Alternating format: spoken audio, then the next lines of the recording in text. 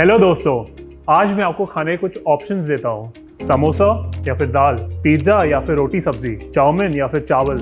आप कहेंगे क्यों दिल दुखा रहे हो यार। सेहत के लिए तो सेकेंड ऑप्शंस अच्छे हैं, मगर टेस्ट और मुंह में आते हुए पानी का क्या कर सकते हैं। काश हेल्दी फूड्स भी पानी पूरी की तरह चटपटे होते और बर्गर के जैसे क्रीमी होते। आइए आज मैं आपको बताता हूँ एक ऐसे हेल्दी फूड प्रोडक्ट के बारे में। जी हाँ, जो हेल्दी है और चटपटा भी है। आप कहेंगे ये कैसे पॉसिबल है? अभी तो आगे सुनिए। ये हेल्दी और साथ में टेस्टी फूड आपकी इम्यूनिटी भी बूस्ट करता है, डाइजेशन में मदद करता है। क्या है ऐसे कमाल की खाने की चीज? सोचो सोचो। जी हाँ, हमारे नानी और दादी का बनाया हुआ पिकल यानी कि अचार। आ गया ना मुंह में पानी। घर में बनाए हुए पिकल में कोई भी प्रेजर्वेटिव या आर्टिफिशियल केमिकल्स नहीं होते, फिर भी महीनों सालों तक खराब नहीं होता। ऐसे कैसे होता है? और सिर्फ अचार ही क्यों, बहुत सारे ऐसे टेस्टी और हेल्दी फूड्स पहले हमारे घरों में होते थे, लेकिन अब नहीं होते क्योंकि हम भूल रहे हैं खाना प्रिजर्व करने की हजारों साल पुरानी टेक्निक, जिसे कहा जाता है फर्मेंटेशन। इस टेक्निक से चटपटे खट्टे मीठे फूड प्रोडक्ट्स घर पर ही बनाए जा सकते हैं, और वो भी बिना आर्टिफिशियल केमिकल्स के, जो कि आपको पैक फूड्स में मिलते हैं। What is fermentation? क्या होता है ये फर्मेंटेशन? थोड़ा टेक्निकली समझाते हैं। जब माइक्रो ऑर्गेनिज्म किसी भी फूड के प्रोडक्ट्स में केमिकल चेंजेस लेके आए तो वो फर्मेंटेशन है। जैसे बैक्टीरिया खाने के कार्बोहाइड्रेट्स को लैक्टिक एसिड में बदल देते हैं। बेसिकली फर्मेंटेशन प्रोसेस में कार्बोहाइड्रेट से एनर्जी का एक्सट्रैक्शन होता है, और ये होता है ऑक्सीजन के एब्सेंस में। दोस्तों, ये तो हो गई साइंस। अब समझते हैं इसको आसान भाषा में। देखिए, किसी भी खाने या पीने की चीज में बाहर से कुछ माइक्रो ऑर्गेनिजम्स डालकर उसका नेचर बदला जाता है ताकि एक नया और मज़ेदार फूड प्रोडक्ट मिल सके। दूध में नींबू डालो और थोड़ा वेट करो, बस बन गया पनीर।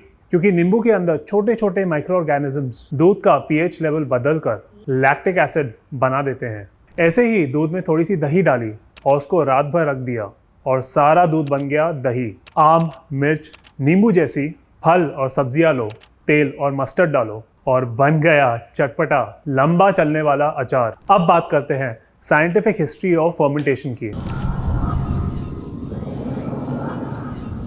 ये तो हमने सरल भाषा में समझ लिया फर्मेंटेशन क्या होता है। अब बात करते हैं हम इसकी साइंटिफिक हिस्ट्री की। केमिस्ट्री के फील्ड में फर्मेंटेशन बहुत पॉपुलर है। फर्मेंटेशन की स्टडी का अपना एक नाम है, जाइमोलॉजी। फर्मेंटेशन की साइंटिफिक इन्वेस्टिगेशन का इतिहास करीबन 400 साल पुराना है। बहुत सारे एल्केमिस्ट इसे तब से समझने में लगे हैं। लुइस पास्चर ने पहली बार 1850s में फर्मेंटेशन प्रोसेस का एक डिटेल डेमोन्स्ट्रेशन किया था। उन्होंने दिखाया कि फर्मेंटेशन के लिए लिविंग माइक्रो ऑर्गेनिजम्स ही रिस्पॉन्सिबल होते हैं। Organic human history of fermentation हमें बताती है कि इंसान के किचन में फर्मेंटेशन हजारों सालों से है, और ये मानना कि फर्मेंटेशन साइंटिस्ट ने बस अभी कुछ 200 साल पहले बताया है, ठीक नहीं है।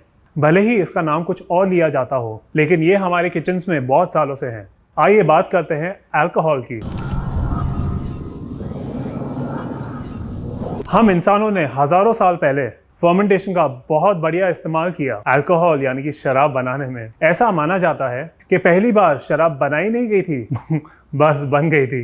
सालों पहले लोगों को ये समझ में आया कि फलों या अनाज को थोड़ा पीसना है और फिर लंबे समय तक ढककर छोड़ना है, जिससे बियर या फिर वाइन उन्हें मिल जाती थी। फर्मेंटेशन वर्ड की ओरिजिन इन्हीं पुराने लोगों की दी गई हुई है। जब क्रश किए गए ग्रेप्स बड़े कांच के वेसल्स में रखे होते थे तो उनके ऊपर बबल्स बनने लगते थे, जैसे कि वो उबल रहे हों। लैटिन भाषा में उबलने या फिर बॉईल होने को फर्वर कहते हैं। फर्वर से ही फर्मेंटेशन बना। 3000 साल पहले हमारे देश में लिखे हुए ऋग्वेद में दो चीजों का नाम कई बार आया है, सोमरस और सुरा। सोमरस को जहां देवताओं की ड्रिंक माना जाता है, वही सुरा इंसानों के लिए होती थी। ऋग्वेदा के 10 चैप्टर की 27.2 हाइन फर्मेंटेशन प्रोसेस की ओर इशारा करती है। इसमें कहा गया है कि 15 दिन के बाद मिलती है सोम, मतलब उस वक्त लोग अनाज या फिर फलों को लंबे समय तक स्टोर कर उसका नेचर बदलना सीख गए थे।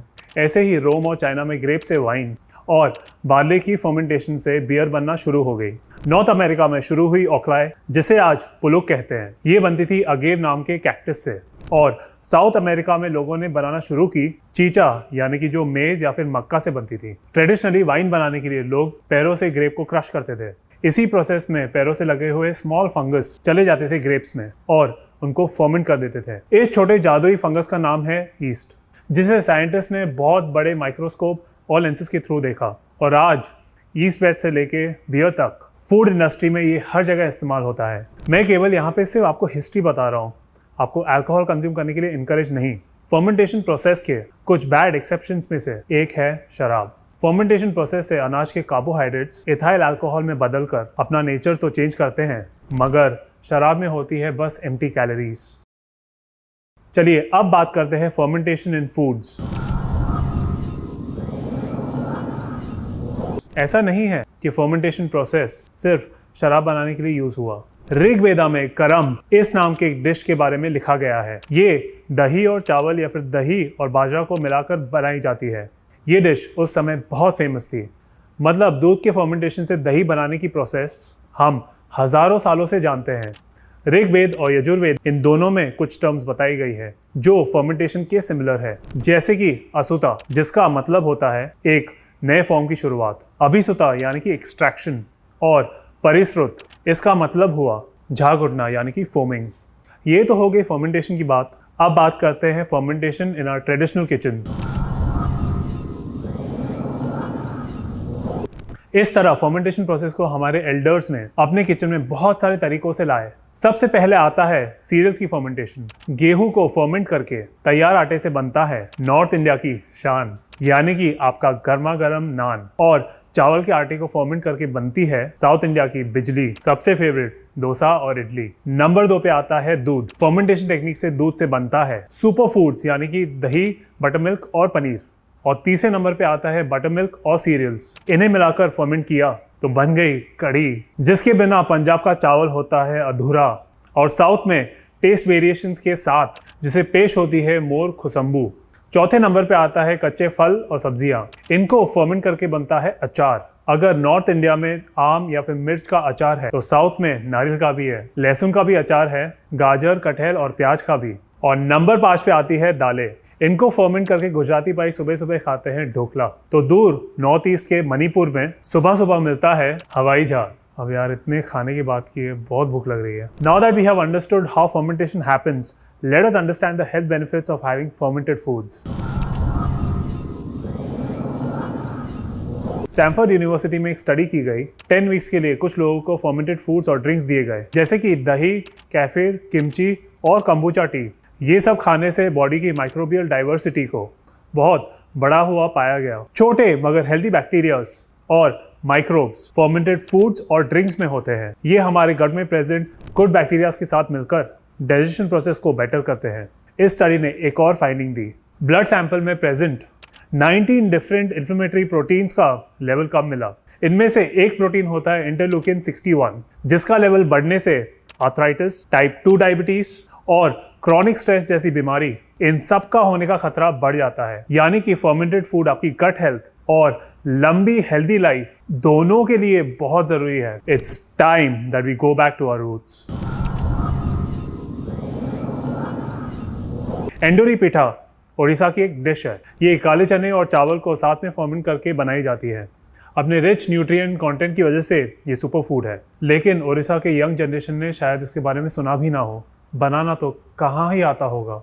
वैसे ही मणिपुर का हवाई जहाज, जो कि सोयाबीन से बनाया जाता है, या फिर हरी पत्तियों से बना असम का गुंड्रागो, ये अब फर्मेंटेड सुपर फूड्स है, लेकिन खो से गए हैं। बेसन के खट्टे राजस्थान के कितने खाएंगे, कितना डोसा खाएंगे। ओडिशा और नॉर्थ ईस्ट की ही नहीं, बड़े सिटीज की भी बात करते हैं। सोचिए आप में से कितने लोग इडली या फिर डोसा बना सकते हैं। बाजार का प्रीमिक्स नहीं, वो हेल्दी बिल्कुल नहीं है। अपने हाथ से बना हुआ ढोकला फिर भी हेल्दी है। ऐसे ही हमारे दादी और नानी के साथ साथ अचार भी हमारे घरों से जा रहे हैं, जबकि ये एंटीऑक्सीडेंट रिच होते हैं, डाइजेशन में हेल्प करते हैं और इम्यूनिटी को भी बूस्ट करते हैं।